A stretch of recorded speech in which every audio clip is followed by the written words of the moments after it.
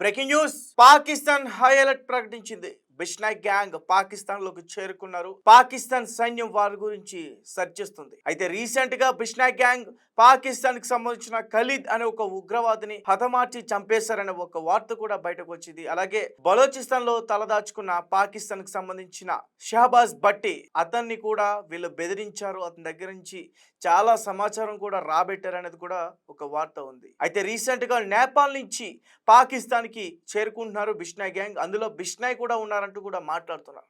Present Bishnoi మన భారతదేశానికి సంబంధించి ఒక జైల్లో ఉన్నారు. అయితే మరి బిష్నాయ్ తప్పించుకుని వెళ్లారనే వార్త కూడా బాగా సెన్సేషనల్ అవుతుంది. అయితే మరి ఇప్పుడు ఆ గ్యాంగ్ లో ఉన్నది బిష్నాయ్ వాళ్ళ బ్రదర్ ఎవరికి కూడా అర్థం కావట్లేదు. బిష్నాయ్ అంటే ఒక్కరు కాదు, ఇద్దరు.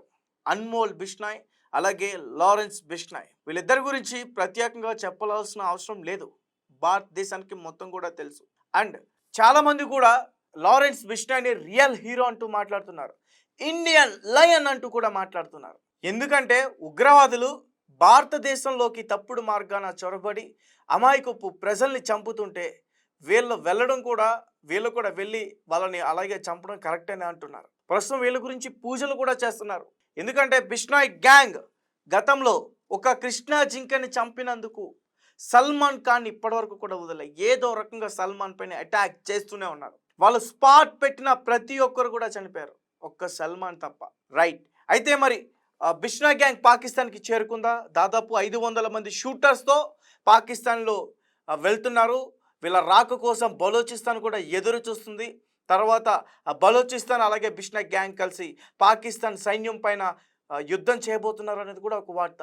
అయితే ఒకసారి నేను పూర్తిగా చెప్పేందుకు ప్రయత్నిస్తాను. ప్రజెంట్ బిష్నాయ్ టార్గెట్ పెట్టింది దావూద్ ఇబ్రహీం, లష్కర్ ఎ తోయిబా సంస్థకు సంబంధించిన అధ్యక్షుడు హఫీజ్ సయ్యద్, జైష్ మొహమ్మద్ సంస్థకు సంబంధించిన అధ్యక్షుడు మసూద్ అజహర్, అలాగే షహబాజ్ భట్టి, అలాగే ఆసిఫ్ మునీర్ బంకర్ లో దాక్కున్నాడు.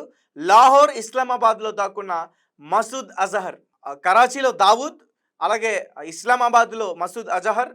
హఫీజ్ సయ్యద్ వచ్చేసి పిఓకే పాకిస్తాన్ ఆక్యుపైడ్ ఆ ప్రాంతంలో ఒక స్వరంగంలో ఒక గృహలో తలదాచుకున్నాడు. తన వద్ద దగ్గరగా 200 మంది తన అనుచరులతో ఉన్నాడంటూ కూడా వాళ్ళకి సంబంధించిన డీటెయిల్స్ అన్నీ కూడా ప్రతిదీ తెచ్చుకున్నారు. అయితే దావూద్ ఇబ్రహీం వాళ్ళ సన్ ఎవరైతే ఉన్నారో మోయిన్ ఇబ్రహీం ఇప్పటివరకే వాళ్ళని బెదిరించినట్టుగా కూడా చెప్తున్నారు. ఎవరికైనా తెలుసు అసలు దావూద్ కొడుకు పేరు ఎంతమందికి తెలుసు? మీరు చెప్పండి, మాకు తెలిస్తే మా కామెంట్ రూపంలో తెలియపరచండి. దావూద్కి ఒక కొడుకున్నాడు, కరాచీలో తలదాచుకున్నాడు. దావూద్ కొడుకు పేరు మోయిన్ ఇబ్రాహీం అనే ఒక పూర్తి డీటెయిల్స్ అన్ని కూడా బయటికి తీసుకొచ్చాడు బిష్నాయ్ గ్యాంగ్ తన గ్యాంగ్తో మొత్తం కూడా.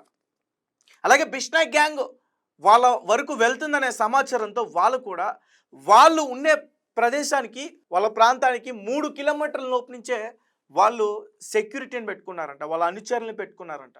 ఏ ఇన్ఫర్మేషన్ వచ్చినా సరే మాకు చెప్పండి అని. అలాగే బిష్నాయ్ గ్యాంగ్ ఆసిఫ్ మునీర్ తల ఖచ్చితంగా తీసుకొస్తా అంటూ కూడా ఒక పోస్ట్ అయితే చేయడం జరిగింది. అండ్ ముఖ్యంగా హఫీజ్ సయ్యద్, ఆసిఫ్ మునీర్, హఫీజ్ సయ్యద్ వీళ్ళిద్దరిని మాత్రం ఎట్టి పరిస్థితుల్లోని మేము వదలం, ఎప్పటికైనా వాళ్ళని మా బిష్నాయ్ గ్యాంగే లేపేస్తుందంటూ కూడా వాళ్ళు పోస్ట్ చేయడం జరిగింది. ఇప్పటివరకు బిష్నాయ్ గ్యాంగ్ చెప్పింది ప్రతిదీ కూడా చేశారు.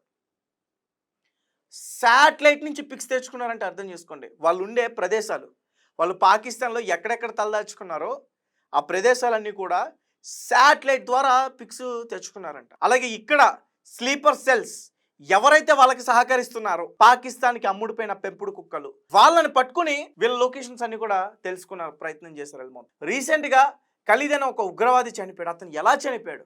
బిష్నాయ్ గ్యాంగే లేపేస్తుంది. ఒక పక్క మన ఇండియన్ ఆర్మీ క్లెయిమ్ చేయలేదు, ఒక పక్క పాకిస్తాన్ ఆర్మీ క్లెయిమ్ చేయలేదు ఎవరు అతన్ని చంపేశారని.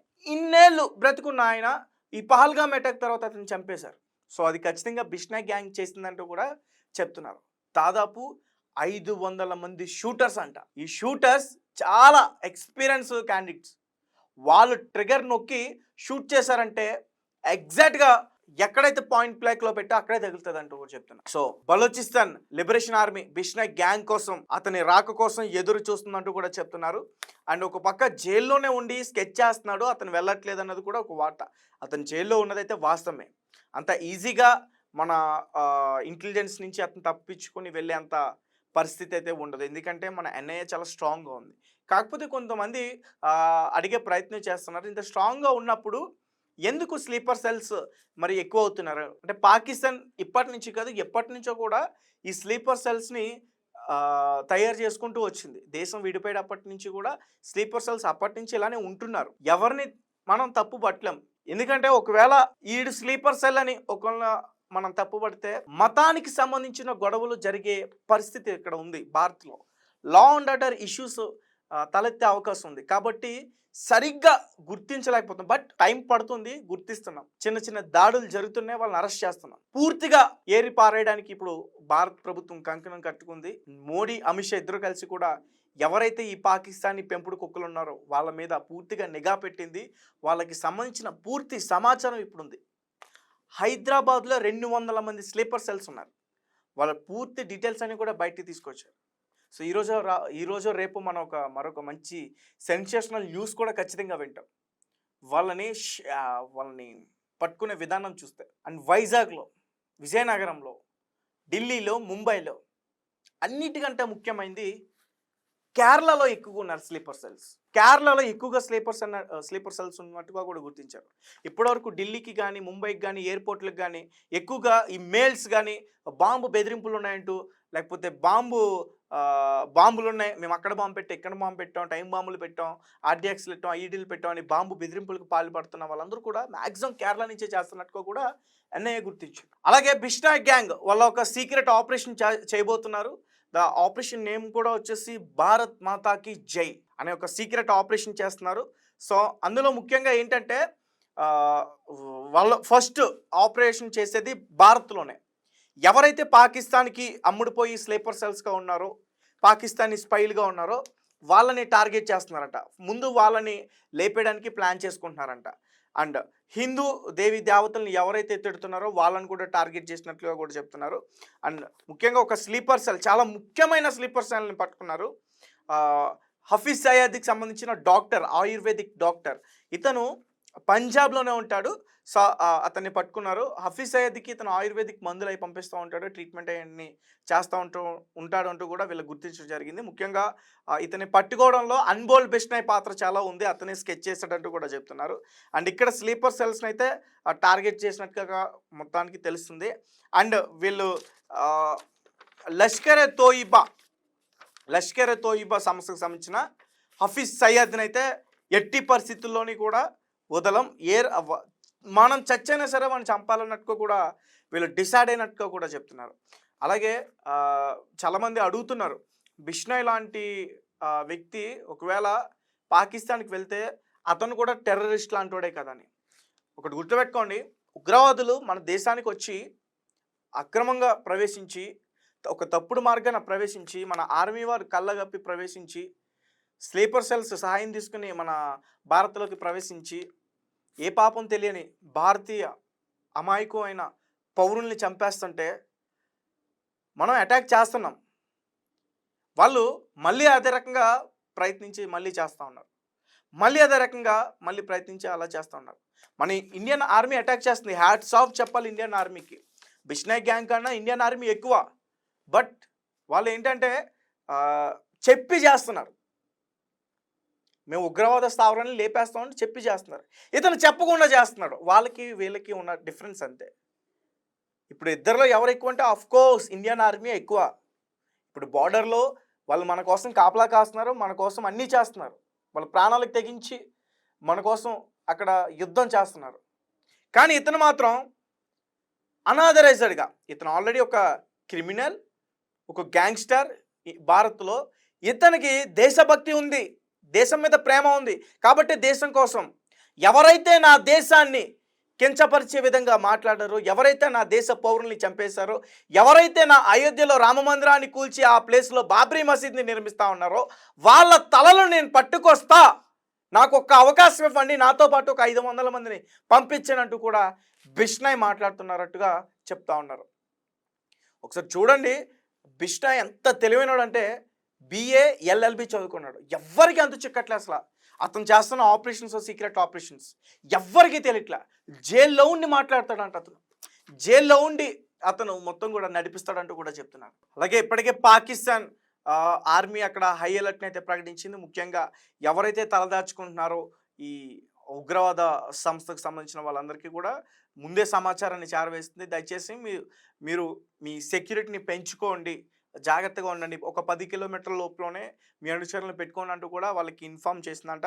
అండ్ ఆసిఫ్ మునీర్ను కూడా జాగ్రత్తగా ఉండమంటూ కూడా హెచ్చరించిందంట. ఆసిఫ్ మునీర్ తలను కూడా వీళ్ళు తీసేస్తూ ఉన్నారు. ఎందుకంటే అయోధ్యలో రామ మందిరాన్ని కూల్చేసి ఆసిఫ్ మునీర్ మొట్టమొదటి ఇటుక నేనే అక్కడ పెట్టి శంకుస్థాపన చేస్తానంటూ కూడా మాట్లాడాడు. సో అందుకోసమే ఆసిఫ్ మునీర్ తలను కూడా మేము తీసేస్తామంటూ కూడా చెప్తున్నారు. అండ్ ఇంతకుముందు వీడియోస్లో కూడా నేను చెప్పడం జరిగింది. బిష్నోయ్ అంటే ఒక పదం, వాళ్ళు ప్రకృతిని జంతువుల్ని సంరక్షించేవాళ్ళు, అలాగే వాళ్ళ మతాన్ని రక్షించేవాళ్ళు. వాళ్ళకి ఏదైనా ఆపద తలెత్తిందంటే వాళ్ళకి ప్రాణాలకైనా సరే తెగించి వాళ్ళు కాపాడతారు. నిజానికి ఇప్పటివరకు భారత్లో చాలామంది డాన్స్ ఉన్నారు. మ్యాక్సిమం అందరూ కూడా ఇస్లామిక్ని ఫాలో అయిన డాన్సే. ఇక్కడే ఉంటూ భారత్లోనే ఉంటూ వేరే ఇతర దేశాలకి పనిచేస్తూ ఒక డాన్స్ లాగా గ్యాంగ్స్టర్ లాగా ఎదిగారు. అందరూ కూడా ఇస్లామిక్కే మ్యాక్సిమం అందరూ కూడా. కానీ భారతదేశ సింహం, నిజం చెప్పాలంటే చాలామంది ఇప్పుడు అతనికి ఒక ట్యాగ్ ఇస్తున్నారు, హైందవ సింహం అని. ఆ సింహం ఈరోజు వేటాడుతుంది, అందరినీ కూడా తినేస్తుంది అంటూ కూడా చాలామంది చెప్తున్నారు. నిజంగా దేశం మీద ప్రేమ ఉంది కాబట్టి బిష్ణోయ్ ఈ రకంగా చేస్తున్నాడు.